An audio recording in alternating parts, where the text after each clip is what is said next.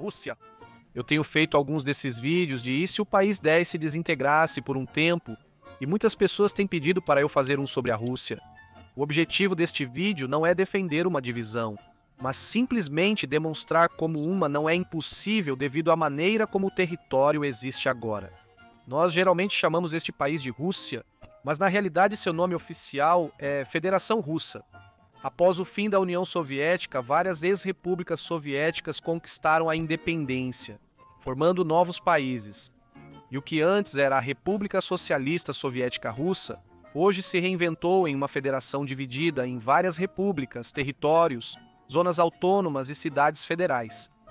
Pode-se argumentar que é uma união das repúblicas socialistas soviéticas menor e modernizada. Para entender como a Rússia poderia potencialmente ser dividida, precisamos primeiro entender de que maneiras ela já está dividida e organizada hoje. Territorialmente, a Rússia é composta por 85 sujeitos federais, termo usado para englobar todos eles. 46 oblasts, os em amarelo neste mapa, são essencialmente as regiões ou províncias da Rússia. Eles têm um governador e uma legislatura local, um dos quais é tecnicamente autônomo, o Oblast judeu. Embora hoje apenas 1% da população seja judaica, este é um tópico à parte. 21 repúblicas, autônomas, apenas nominalmente, cada uma com sua própria constituição, idioma, hino e legislatura, mas representadas pelo governo federal internacionalmente. Cada uma geralmente abriga uma minoria étnica específica.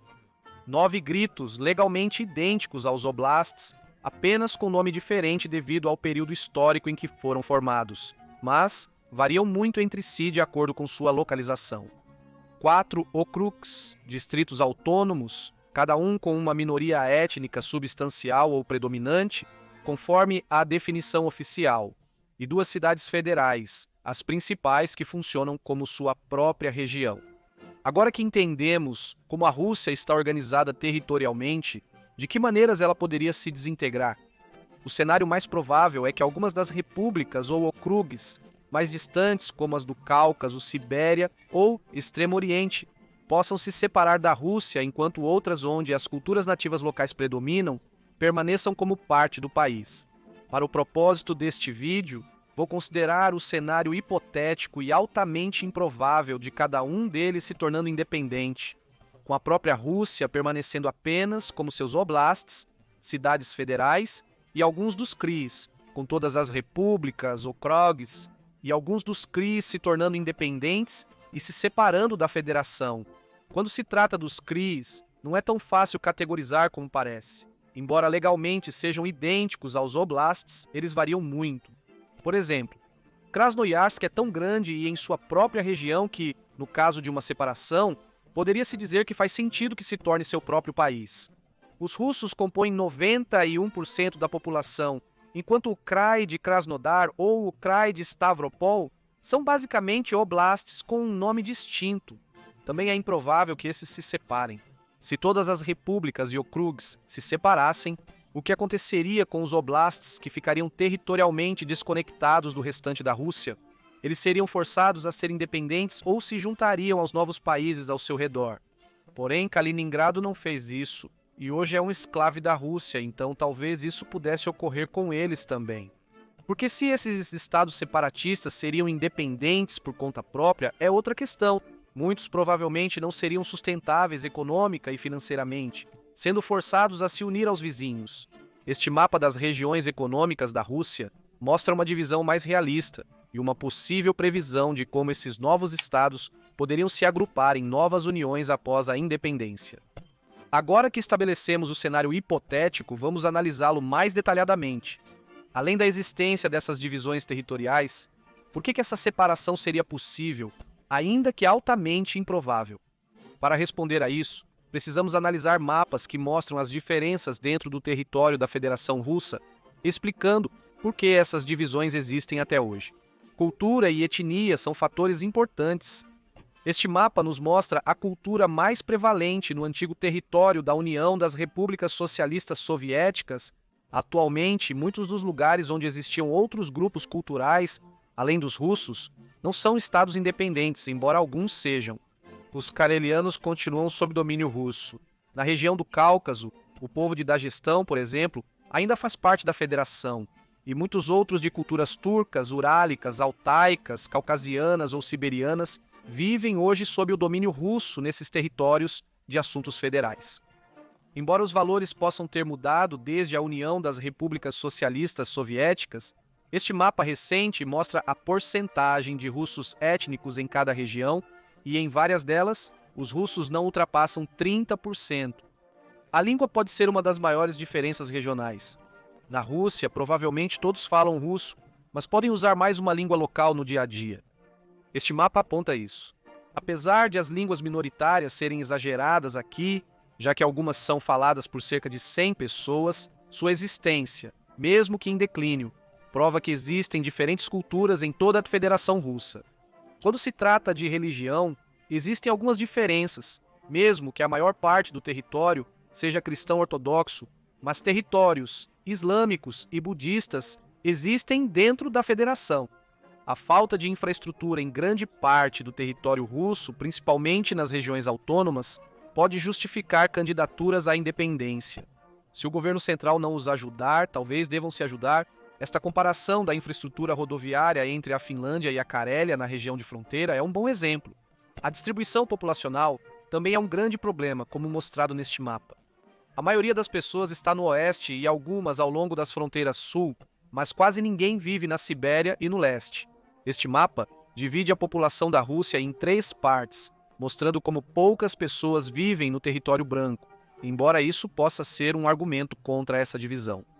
Muitas das diferenças apontadas podem estar ligadas ao próprio território. Este mapa de tipos de clima mostra uma grande diferença e faz sentido que diferentes condições naturais levem a diferentes culturas, ou terrenos menos amigáveis resultem em menos habitantes. A própria Rússia quase corresponde perfeitamente à área de clima azul claro. Então, agora conhecendo as divisões territoriais tanto na organização territorial quanto nos elementos culturais, quais novos países existiriam efetivamente neste caso?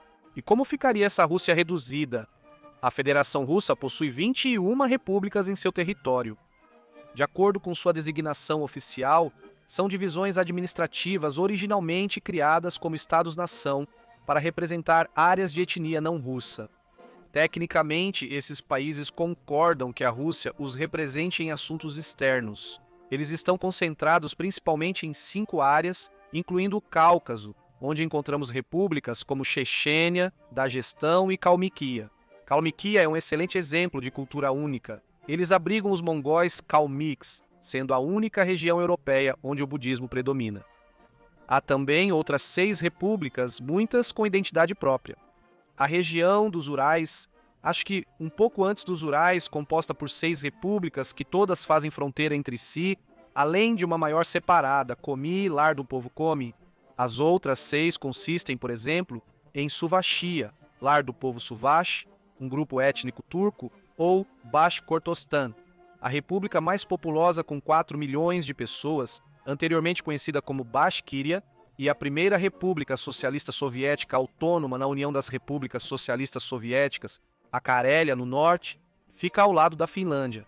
Lá, os carelianos são 37% da população, e os finlandeses, 1%. Ásia Central, onde existem 4 repúblicas, Cacácia, Altai, a menos populosa com 200 mil pessoas.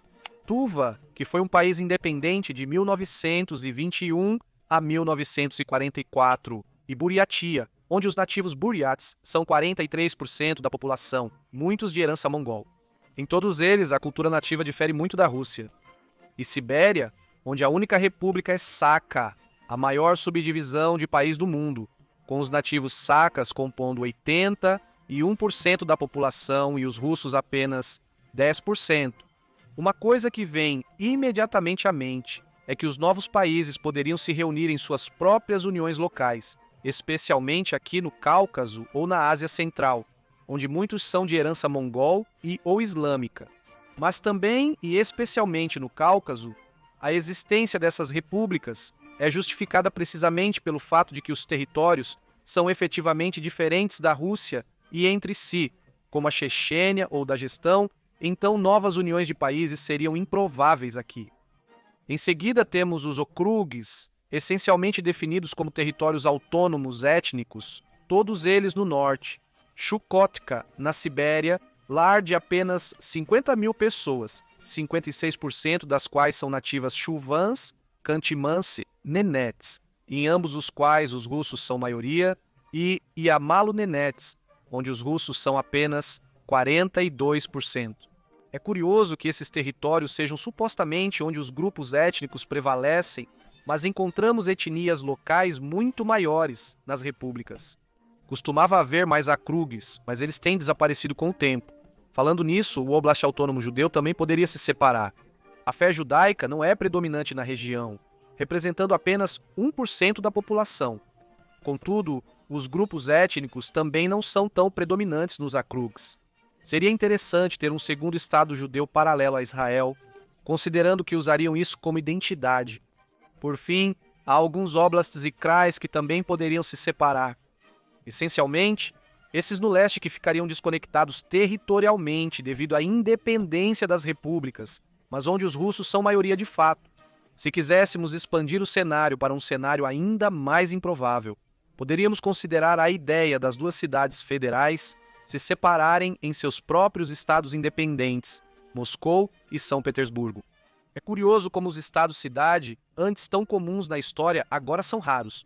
Seria uma boa ideia para um vídeo. Por que os estados-cidade não são mais comuns como antigamente? O restante da Rússia ficaria bem menor do que é hoje. Como ela e os outros novos países independentes se sairiam como estados próprios é uma questão distinta. Meu ponto aqui era apenas mostrar como a Rússia é de fato culturalmente diversa e como uma separação em muitas outras repúblicas não é impossível porque essas diferenças já existem e são confirmadas por sua organização territorial e administrativa. É assim que uma Rússia hipoteticamente fragmentada seria se a federação se desintegrasse. Teríamos vários novos países, embora talvez não tantos quanto o número de sujeitos federais. Alguns poderiam se tornar uma nação independente, hoje oculta dentro da Rússia, enquanto para outros talvez faça mais sentido permanecer na federação. Mas eu acho que há muitos desses sujeitos que merecem ter seu próprio país, porque, como vimos, o território da Rússia abriga várias etnias, línguas, culturas, até religiões. As chances disso acontecer são improváveis, se não impossíveis. Embora tenham culturas próprias, essas repúblicas e territórios parecem não possuir os recursos, a real autonomia ou democracia para seguir rumo à independência. Não tenho certeza se eles gostariam. Seria interessante ver uma pesquisa sobre isso, mas não acho que existam movimentos de independência reais. Você gostaria de ver esse cenário acontecer e por que sim ou por que não? Há outros países que você acha que poderiam se separar ou algum que você gostaria que eu fizesse um vídeo, mesmo que a separação seja improvável? Comente abaixo sua opinião sobre o assunto. Obrigado por assistir. Inscreva-se se quiser e nos vemos na próxima para mais conhecimentos.